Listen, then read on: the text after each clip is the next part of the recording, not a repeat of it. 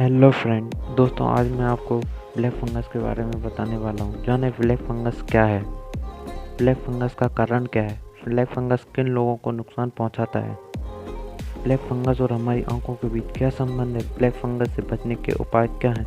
इसके अलावा black fungus होने का पता कब चलता है, आइए जानते हैं डॉक्टर समीर सूद सर से।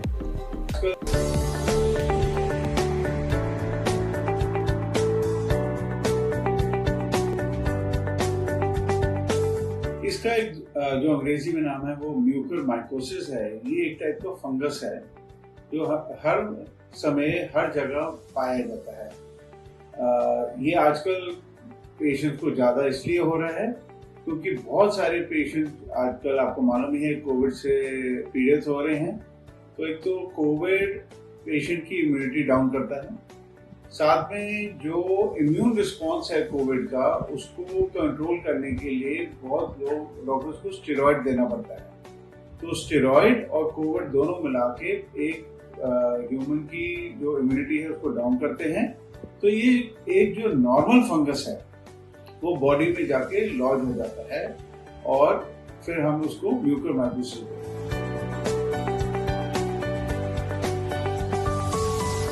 एक ह्यूमन बीइंग जिसकी इम्यूनिटी डाउन है उसी से ये नॉर्मल टाइम में भी फंगस हमारी बॉडी में एंटर करता है और एक normal human being with good immunity इसको एलिमिनेट कर देता है। बट आजकल बिकॉज इम्यूनिटी डाउन हो गई है, लॉन्ग टर्म स्टेरॉइड्स हैं और बहुत सारे लोग बिना प्रिस्क्रिप्शन की स्टेरॉइड ले रहे हैं एंड बहुत देर तक ले रहे हैं, करेक्ट मात्र डोज पे नहीं ले रहे हैं। इसकी वजह से ये जो नॉर्मल फंगस है ये बॉडी के नोज एरिया में या बैक ऑफ थ्रोट में जाके लॉज होता है, वहां ये रेप्लिकेट करता है और टिश्यू को इन्वेड करके वहां पर जम जाता है।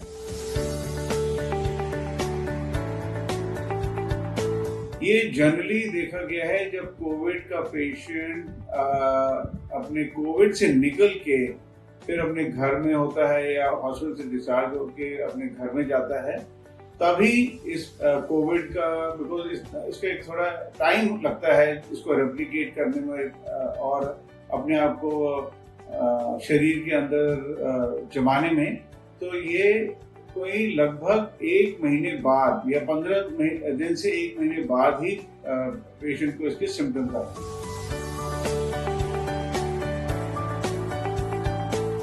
इसका आइडियली जो सबसे अच्छा उपचार ये है प्रिवेंशन।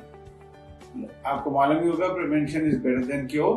तो हमको अगर हम अपनी इम्यूनिटी को ऊपर रखें, सही मात्रा में अच्छा खाना पौष्टिक आहार खाएं, एक्सरसाइज करें, थोड़ा आउटडोर बैठें हल्की धूप में और अपने सराउंडिंग्स को एकदम साफ सुथरा रखें, तो इसलिए एक तो हम अपनी इम्यूनिटी बढ़ाएंगे और इससे हमारी इम्यूनिटी बढ़ेगी और दूसरा अगर हम अपना जो स्टेरॉइड है उसको करेक्ट मात्रा में लेंगे और ठीक टाइम पे उसको बंद करेंगे, तब हम इससे अपने आप को बचा सकते हैं। तो ये ब्लैक फंगस जब बैक ऑफ थ्रोट में हमारे नोज के पिछले हिस्से में साइनसेस में घुसता है और साइनस में और हमारे जो ऑर्बिटल स्पेस है उसके बीच में एक हल्की सी बोन ही होती है, तो जब ये उसको इन्वेड करके आंख के पिछले हिस्से में जाता है तो बहुत ही ज्यादा हानिकारक होता है ये आंख के लिए। राइट फ्रॉम हल्का सा वाटरिंग कह लो, रेडनेस कह लो, इंटेंस पेन अराउंड आईज कह लो, डबल दिखना कह लो या ब्लाइंडनेस, ये सब चीजें आंखों में हो सकती हैं।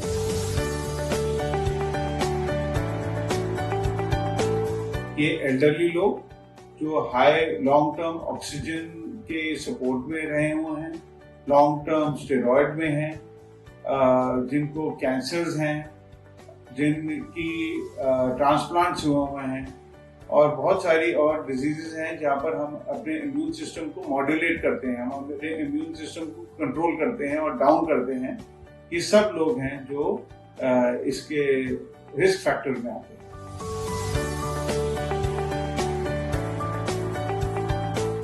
जैसे मैंने आपको पहले बताया कि हमको अपनी इम्यूनिटी बढ़ानी है और अपनी सराउंडिंग्स को साफ रखना है।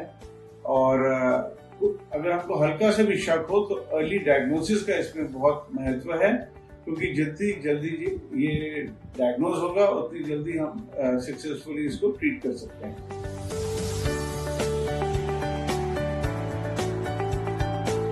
सबसे पहले मैं ये बताना चाहूंगा कि एक तो इसने कोई अभी एंडेमिक या पैंडेमिक का रूप नहीं अपनाया है, तो इससे इतनी डरने की जरूरत नहीं है।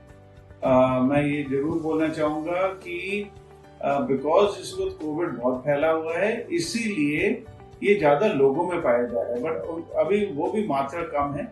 हमको इसमें अवेयर होने की बहुत जरूरत है। तो अगर आपको कोई भी सिम्टम, जैसे सपोज आपके नोज में जब आप ठीक हो रहे हैं, आपका नोज ब्लॉकेज हो जाए, नोज फ्लो नहीं पर नोज ब्लॉकेज हो जाए, अगर आपका कोई दांत लूज होके गिर जाए, अगर आपको आंख के आसपास बहुत दर्द हो या स्किन डिस्कलरेशन हो या इंटेंस हेडेक हो जाए, तो आपको शक होना चाहिए कि कहीं शायद मुझे म्यूकरमाइकोसिस तो नहीं हो रहा, तो आप तुरंत फिजिशियन के पास जाके इसका चेकअप करवाएं।